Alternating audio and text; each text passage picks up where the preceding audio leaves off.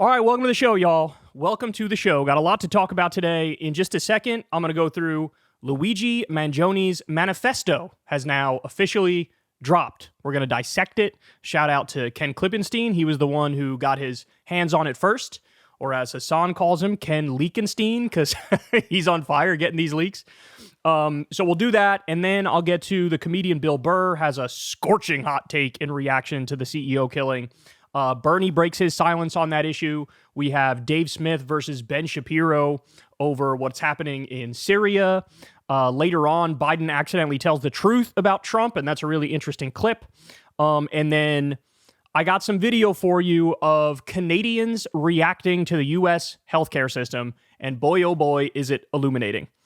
So we have all that and more. Everybody do me a big favor. Please subscribe to the channel. That helps out massively in the algorithm. It costs you absolutely nothing. And a massive thank you and much love to everybody who supports this show on Patreon. Couldn't do it without you guys. We are real independent media, not fake independent media. I've never had a conversation with an advertiser in my life. Never talked to a billionaire. Never talked to a foreign government. You guys fund this show from the ground up, and we have the default ads on YouTube. Very proud of the model we set up for this show. And again, we couldn't do it without you guys. So much, much love. All right, let's go ahead and dive into it. And if you see my arm moving a lot here, it's because the stinky girl is next to me. Phoebe's right here. I don't know if you can see her head. Looks like you can't see her head. All right, let's do it. So Luigi Mangione, his manifesto dropped. And again, shout out to Ken Klippenstein. He's the one who got his hands on it. Now, originally, there was actually a fake Luigi Mangione manifesto that dropped. Or is it? So it's a little confusing, right? But there's been a bunch of fake stuff around Luigi. People are trying to capitalize on the moment. Like, for example, there was this YouTube channel that had his name that did a countdown to like, well, I'm going to drop the truth on December 11th or whatever it was, right? And it was a video with just a countdown that said like the truth will come out soon. And so it's like, oh shit, did he like make a video that's his manifesto or something? But it turns out that was fake. Somebody was probably trying to do some crypto scam around Luigi. So YouTube even pulled the whole channel down. It was not him at all. I mean, they literally like changed the picture on the YouTube channel while he was in jail, which shows you it's definitely not him. So there's a little bit of an oversight there. They were trying to do their scam and they didn't dot all their I's and cross all their T's. But then, like I said, there was a different manifesto that dropped, but it was a similar situation. Like it sort of just launched as he was behind bars. So how could it really be him? Now, it's possible, I guess possible somebody else put it up while he was behind bars and they had instructions or whatever. I don't know. But the general consensus is the other manifesto is fake, and this one is real. So here's what we got. Ready? To the feds, I'll keep this short because I do respect what you do for our country. To save you a lengthy investigation, I state plainly that I wasn't working with anyone. This was fairly trivial. Some elementary social engineering, basic CAD, a lot of patience. The spiral notebook, if present, has some straggling notes and to-do lists that illuminate the gist of it. My tech is pretty locked down because I work in engineering, so probably not much info there. I do apologize for any strife or traumas, but it had to be done. Frankly, these parasites simply had it coming. A reminder, the U.S. has the #1 most expensive healthcare system in the world, yet we rank roughly number 42 in life expectancy. United is the, indecipherable, largest company in the U.S. by market cap, behind only Apple, Google, Walmart. It has grown and grown, but has our life expectancy? No. The reality is these indecipherable have simply gotten too powerful, and they continue to abuse our country for immense profit because the American public has allowed them to get away with it. Obviously, the problem is more complex, but I do not have space, and frankly, I do not pretend to be the most qualified person to lay out the full argument. But many have illuminated the corruption and greed, Rosenthal and Moore, that's a reference to Michael Moore, decades ago, and the problems simply remain. It is not an issue of awareness at this point, but clearly power games at play. Evidently, I am the first to face it with such brutal honesty. So, in other words, it looks like what we thought was the motivation is the motivation. Now, what was surprising to me is actually the lack of like personal specifics in here, because we do know that apparently he had like a gruesome, excruciating back injury, and he got a back surgery, and he dealt with pain that was so severe that he couldn't like do a lot of basic daily functions. And so clearly, he had some direct issue with United Healthcare, and they didn't maybe cover his back surgery or whatever it was. And it's very possible that he was really struggling as a direct result of that. So let me give you some more here. This is CNN covering Luigi Mangione's manifesto. It's interesting. The angle they take. Listen.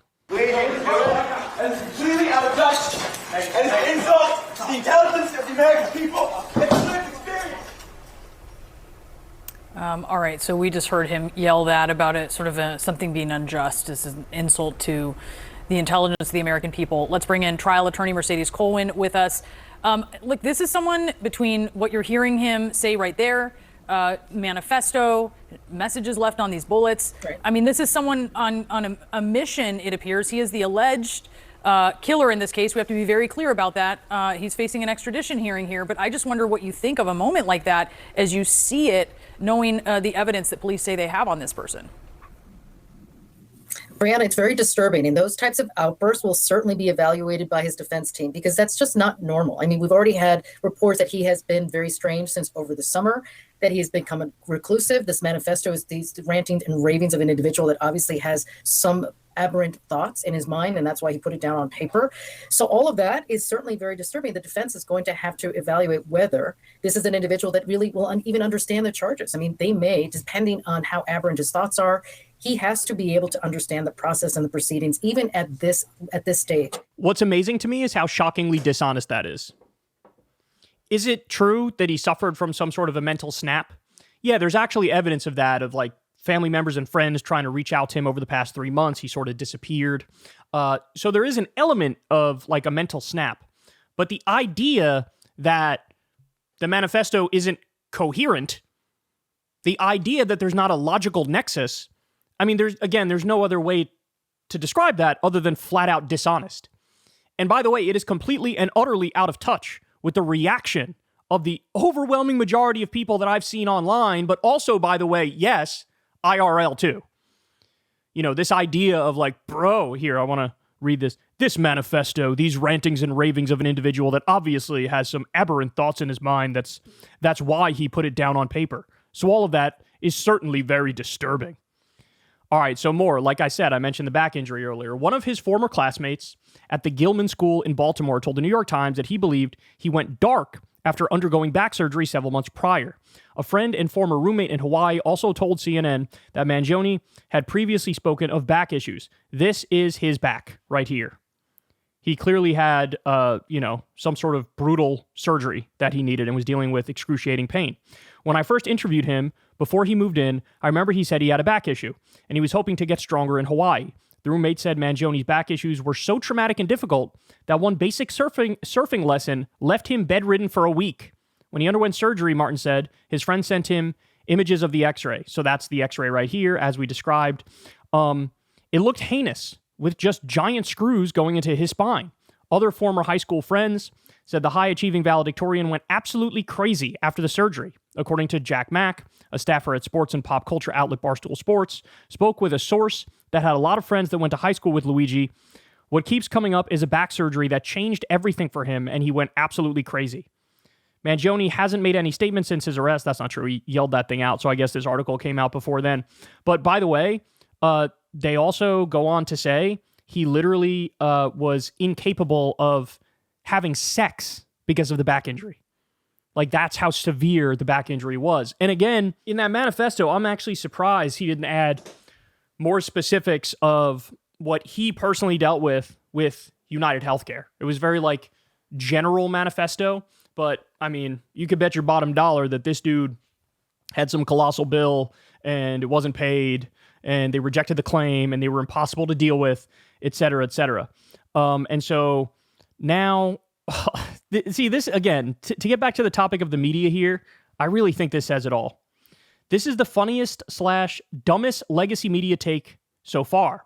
The assassin played an online video game called Among Us and was often considered sus by other players.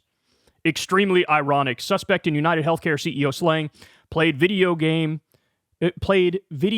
killer, friends recall. A man who attended college with Luigi Mangione and was a member of the same Discord group, said he was shocked when news broke on social media that Mangione had been taken into police custody.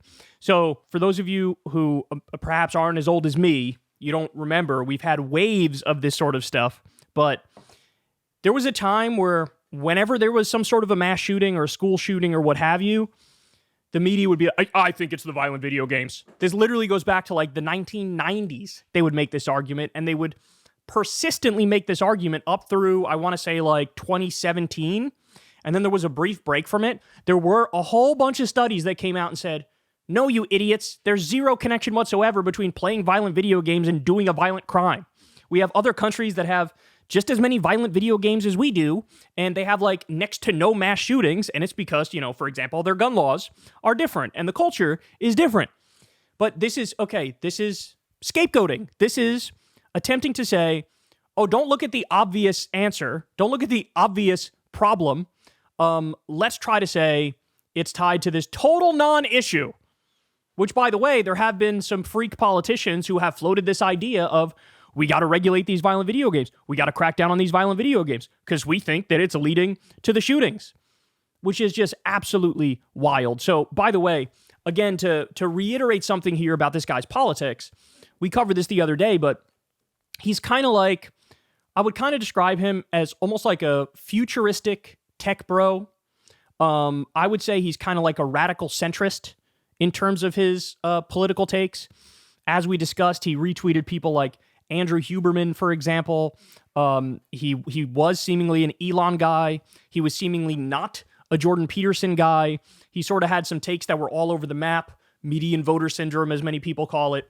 But one thing is for sure, he had a ruthless disdain for the U.S. health insurance and healthcare system. And clearly, he dealt with something incredibly traumatic. And clearly, he felt like he got shafted. And it was immensely, immensely personal to him.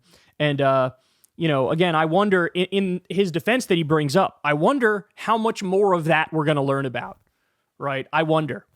And, if you're him or his defense attorney, you're going to want a jury trial. You are going to want a jury trial. Because, jury nullification is a thing, right? Jury nullification is this idea of, yeah, we know you did it. We know it violates the law, but don't really care, ski. We're going to go ahead and rule in the other direction. That's jury nullification. And it's certainly possible that he can get that. I mean, I know it sounds crazy, but based off the overwhelming reaction online, I really don't think I want to put a number on it here, but of course I'm guessing. There's a 20 or 30% chance that if he gets a jury trial, they're not going to convict. There's a chance, right? It's on video. He definitely did it. You go down the list of, yeah, that happened. But good luck finding Americans who don't have an absolute horror story with our health insurance system. Good luck. And, everybody knows murder is wrong. But I think the point that keeps coming up for people is everybody also knows 68,000 Americans die every year because they don't have access to basic health care. And medical bills are our number one cause of bankruptcy. And there is systemic organized violence against the American people brought about by the likes of United Healthcare and every other insurance company. They had the number one denial rate. Everybody's got a horror story of trying to call up and get something covered and it doesn't work and you got to try again. And then or you have a loved one who's going through hell and they can't get the medicine that they need. And the original manifesto, by the way, which again, people think it's fake now.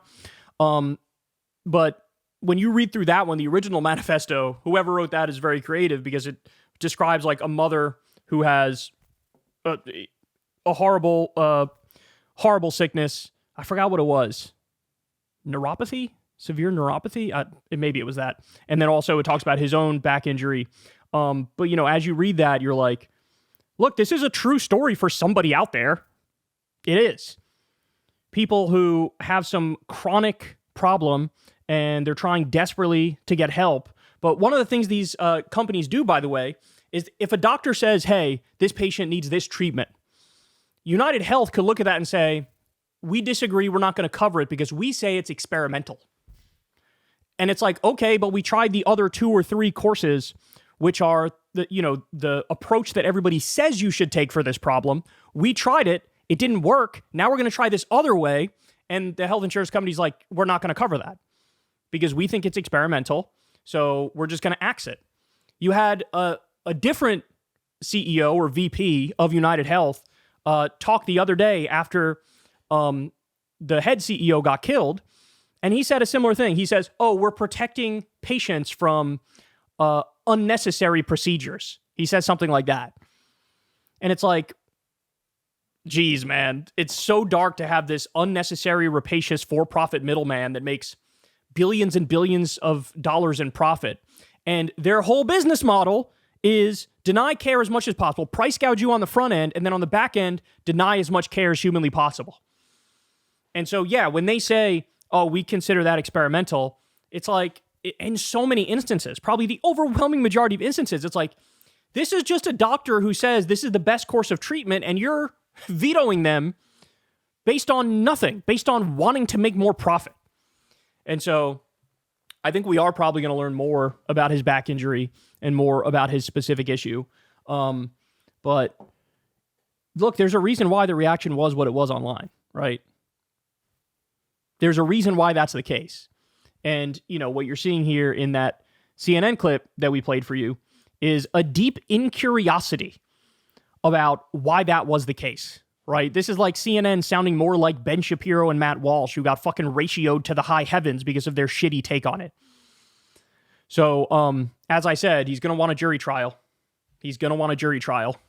And, I'll keep my eye on this case and we'll cover it as we go here because Lord only knows what's going to happen. Hey, y'all, do me a favor and like and subscribe. It helps out big time in the algorithm.